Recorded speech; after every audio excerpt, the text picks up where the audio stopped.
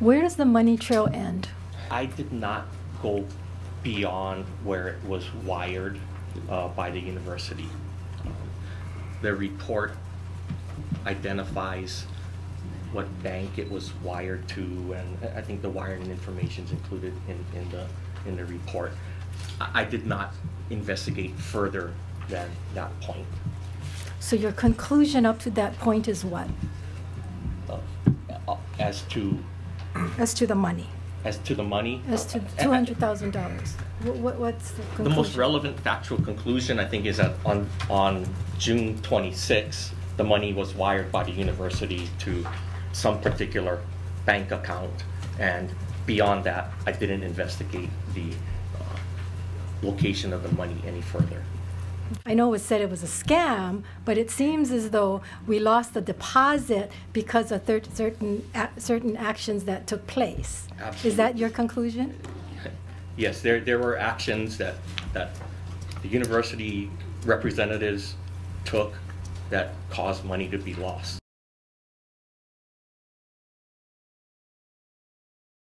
Now, we have done some things. I mean, the first thing we did, because we did believe that we were likely the victim of a sophisticated scam or fraud, was that we contacted law enforcement to pursue the people involved in what does appear to be an issue.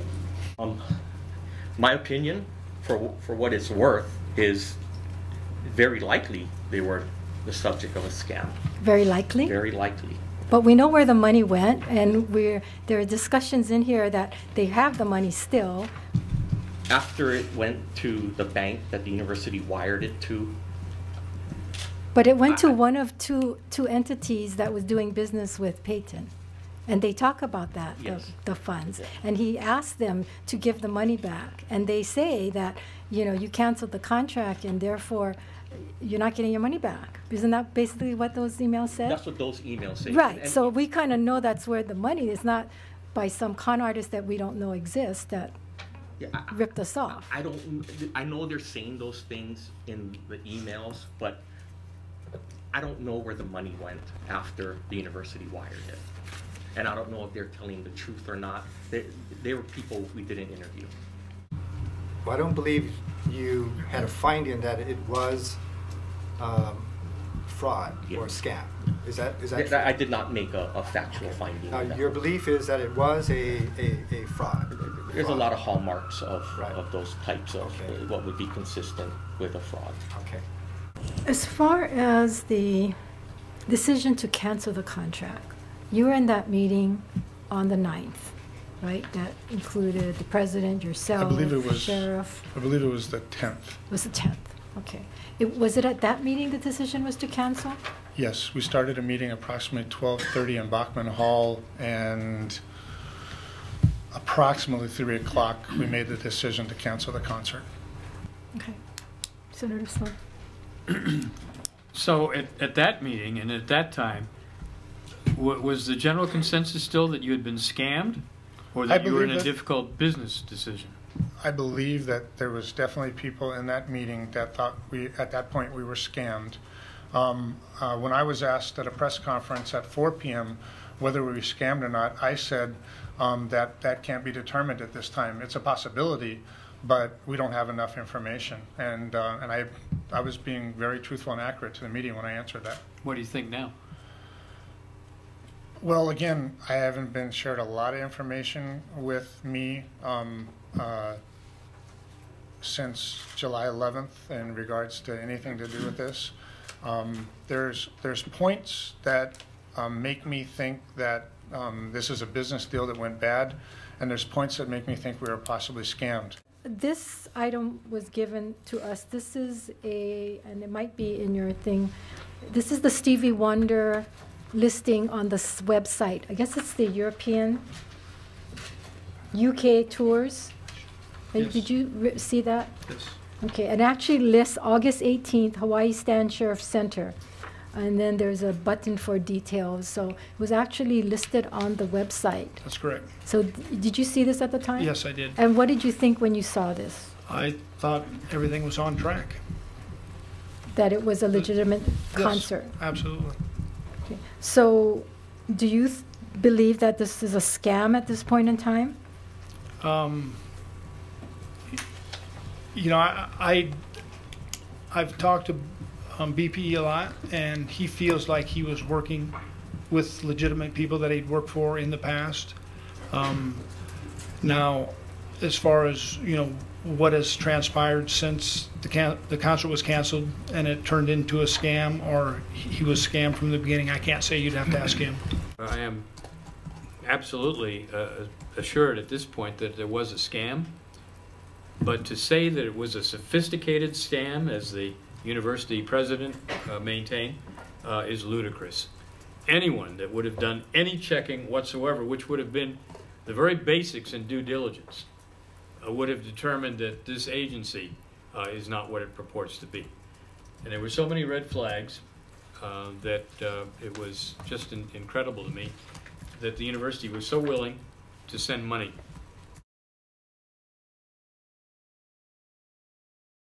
This could have warranted red flags. Typical, the situation, and if it's not, then number two, how would it then get extra review beyond what's typical?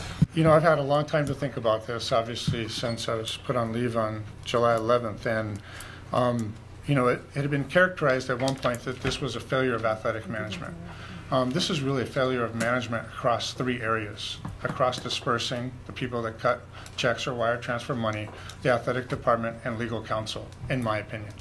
An internal decision was made that a wire transfer would be done. Now, I mentioned to the investigator that, you know, if I was out of town that whole week at athletic director convention meetings, but a wire transfer would have instantly got my attention, because a wire transfer is essentially taking a briefcase and filling it with $200,000 and sliding across the table. When the other person grabs a briefcase, they can walk away and it's gone.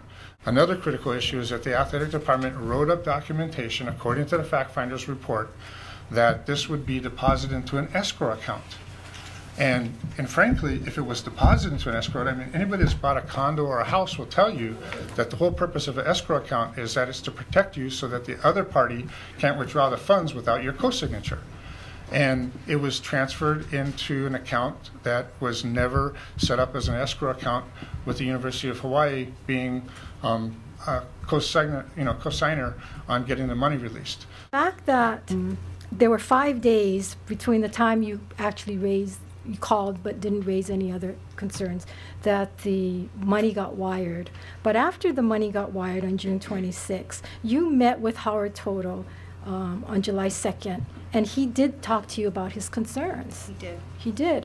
The conclusion was that, says, Greenwood and I concluded that at that point, all we could do was hope the concert would be successfully conducted. I mean, why wouldn't you have done more than just hope it would be successfully conducted? I told him to investigate further. He was getting in contact with the Vice Chancellor over at Manoa to see what she knew about this. We were picking up red flags at that point, Senator. So I did say to him, investigate it further. I may very well have said, although I don't remember the exact words, I may have said, well, let's just hope that we don't have a problem here, because at that point the money had left the university. And I also said, let's trace the money.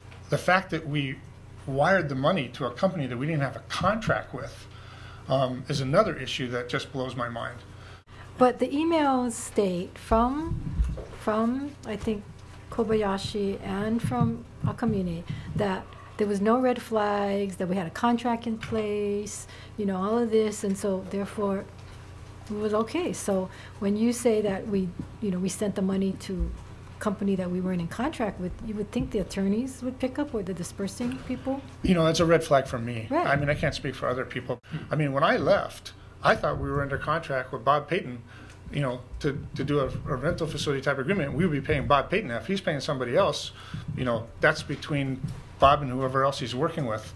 I didn't know it was going to a third party we didn't have a contract with. I didn't even find that out until July 10th. That's when I found out the money did not go to Bob Payton. Can we also get an update at the next meeting as to the $200,000, as to where the money is?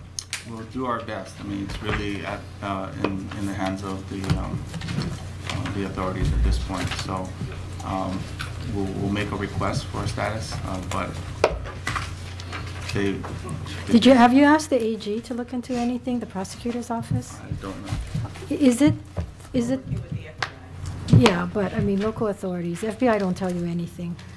We still have local people that were involved, like Peyton. Did the board discuss whether there'll be some liability, some lawsuit to try to get the money back? That's an open discussion. Okay, so these are the kinds of things we want to know that's going on. I think the public wants to know that somebody is trying to go, because they think that you guys are not doing anything to get the money back.